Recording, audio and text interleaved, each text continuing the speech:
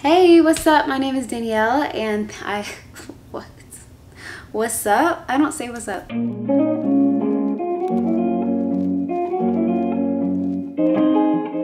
Pepper's Greenhouse is a place that I've been wanting to try for a while, and you know what? If you've ever browsed their website, you know that nothing is ever in stock. It is kind of hard to find a combination of things that you like in order to place an order. You kind of have to just get things while they're there because they have such a huge selection. So I was finally able to find a few things that I liked all at once, and then I ordered, and I'm very excited to see my plants. So without further ado, let's open them up. And, ah! Oh my god! They look so healthy. Oh my gosh, like I cannot believe I'm getting my hands on these. Okay, so they're packed kind of in here like this. Are they all taped together? Oh, they're all taped together inside the box. See, as much as I love that, and that's how, if I ship plants, that's how I ship them too. I tape them all together and then I tape them to the box so nothing shifts. As much as I love that, yo, they're like staples in the box. Give me a second. Pepper's Greenhouse is in Delaware, DE. That's Delaware, right? I swear I passed high school. The plants got to me pretty quickly. They shipped it priority mail. They really staple the plants to the box. Okay, wait. Okay, they're coming out now. They did staple them to the box though. Okay, plant number 1 is incoming.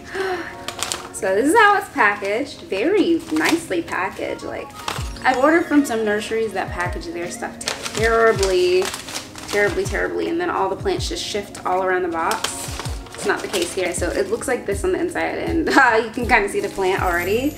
I did not think it was going to be this big. So here is plant number 1.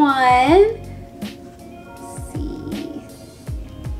Focus, focus, focus.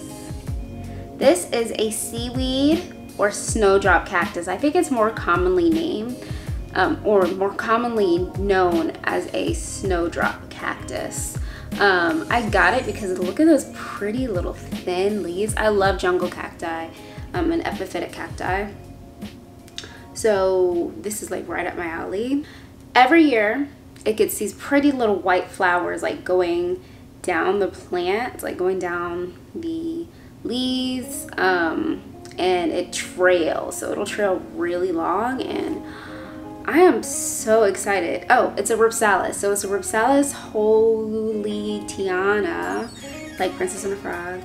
And it gives a description on here. So I've never ordered from them before, but yeah, they give a description on the box. It's pretty cool. So it says shade to filtered light, medium temperature 50 degrees, cream yellow funnel shaped flowers periodically. So more than once a year. Cool. Let dry between waterings, easy care houseplant. Brilliant berries follow the flowers. Berries?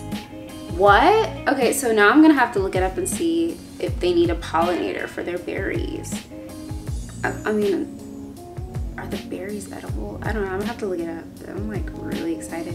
Mostly I'm just excited for this bad boy to start trailing. I have another epiphytic cacti on the porch. It is a dogtail cactus, and it's been sitting there, and this summer it has grown so much. Like, I want to say it's grown like a foot. And so I wonder if I put this outside in the fall, if I could get a little bit of that action before it gets too cold, before it starts getting in the 50s. I will probably repot this soon because I'm like, I can already tell the soil mix is not going to do well in this climate. I have so many houseplants, like I know at this point. So, but yeah, this is plant number 1. I'm going to do another little tour of it.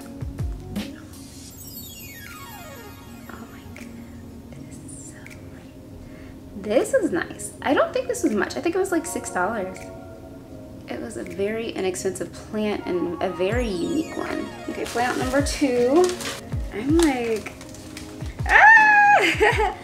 So plant number 2 is kind of sticking out the top. Can you guess what it is? This is a weird looking plant, and I contemplated getting this plant for a while because I was like, It's weird.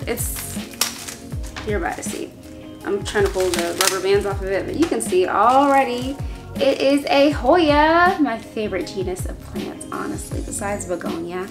But yeah, it is a Hoya Retusa, and it looks like a pot of grass. It is so weird.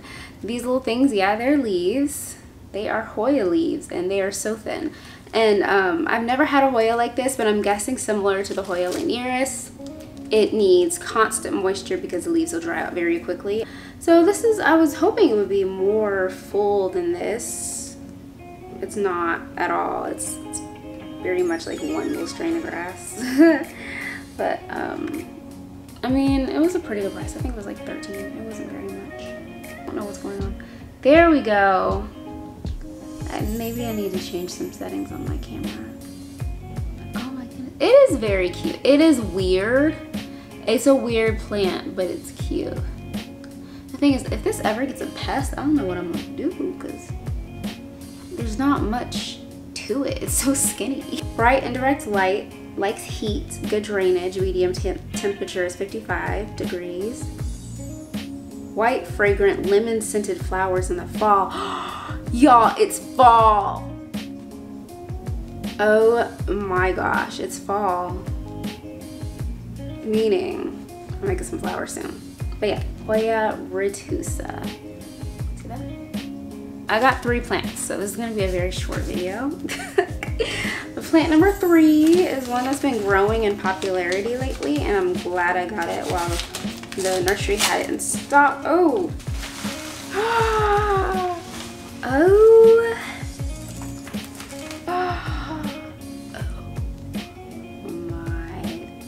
Gosh, it is so pretty.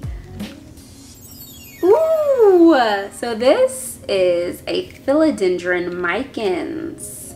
It is a Philodendron Micans. It is similar to the Heartleaf philodendron, except not. It's actually like fuzzy and like red. It feels like velour. Oh my goodness. So I was in New York last year, and I saw this plant in the Brooklyn Botanical Garden Conservatory, and I thought it was absolutely beautiful, and I said, I'm gonna get one of those plants. And I didn't for months and months and months, because that was like my birthday last year, which it's almost my birthday this year, so almost a year later. But I saw that it was in stock, and I was like, I need to get it, because I know it's gonna sell out really fast if I don't.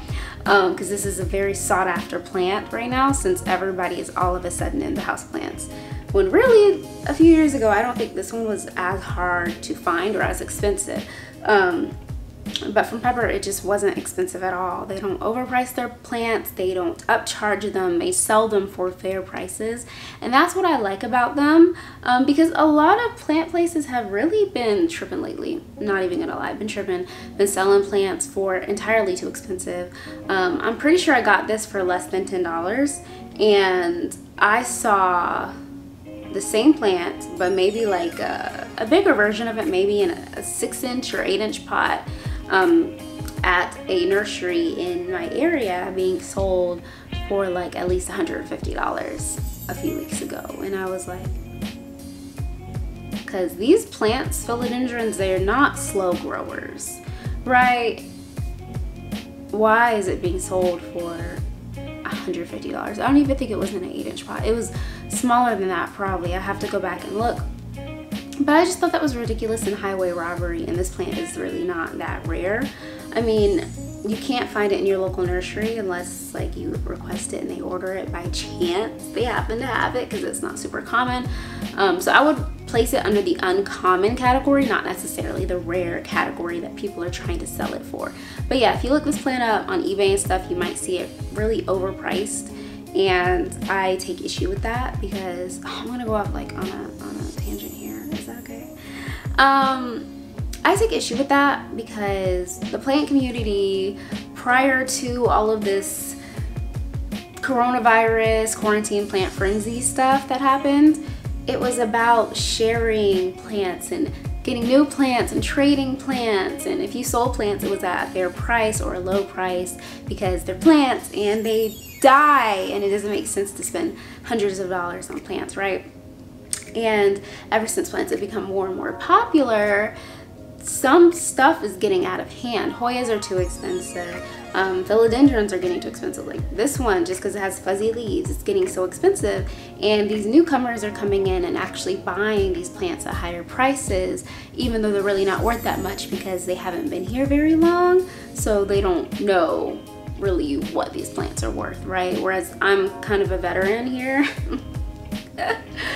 I'm, you know, an old head in the plant game. Not really. I'm kind of in the middle. But I've been able to see these prices over the past few years, and I know for a fact that these plants are not that expensive. So with all that being said, if you are a new plant parent and you're seeing some really cool plants like this one out and about, and you want one, do not pay $50 for it. It's not worth $50. Don't pay for an unrooted cutting to be sent across the country so you can try to root it yourself. It'll probably die. You know, just wait and see if you can get your hands on a plant from a place that is going to sell it for a fair price. There are very few places like that these days. Like, everybody's trying to make a quick buck because of the pandemic. I get it, but I just don't like the idea of taking advantage of people. So cute. I am loving this. Like, it really looks like somebody cut velour fabric and put it on some leaves, or like cut it into leaves. That would make more sense. Oh my goodness. Okay, so on the care tips, I love how it has this here. Moderate growing climbing plant, prefers filtered light, prefers warmth, keep moderately moist, ask about fertilizer. Also known as black gold philodendron, dark velour leaves, light veins, needs humidity and staking. I love them all, but this thing is so beautiful in person. Like, I really can't. It's so gorgeous. Oh my goodness. So about peppers, they did 2-day shipping for me, so everything got here really fast. Everything's in good shape.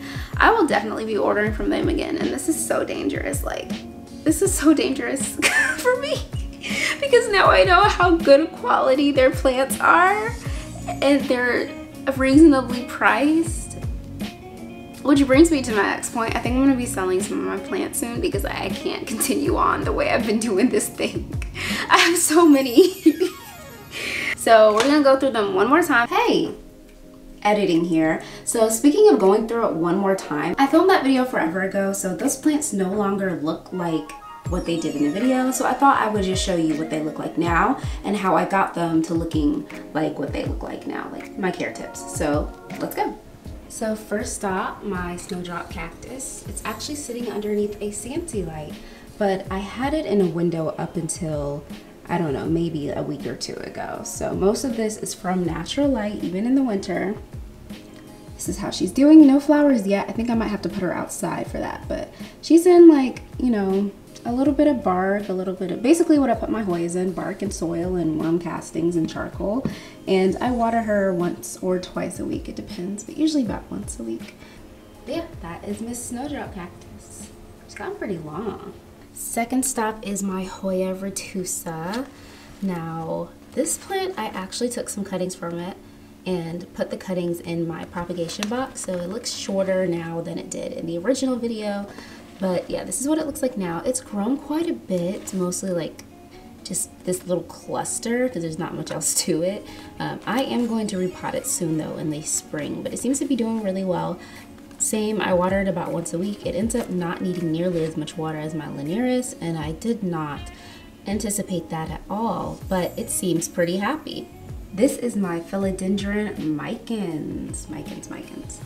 Now she is pretty happy over here. I think she might need some water, so like you see a little bit of wrinkling in the leaves, but for the most part, this plant has been a prolific grower. Like, let me back up. Can you guys see? See my entire top shelf here full of bigger plants, but yeah. So this plant has grown pretty big. There's my hand for scale. I have this in, I think, regular potting mix, a little bit of charcoal, and some worm castings, and I water it maybe once or twice a week. This one likes a lot of water, and I'm guessing because it's in terracotta. But yeah, I just keep it consistently watered and it grows for me, so look at there. Success. Thank you for watching, and I'll catch you on the next one. Bye.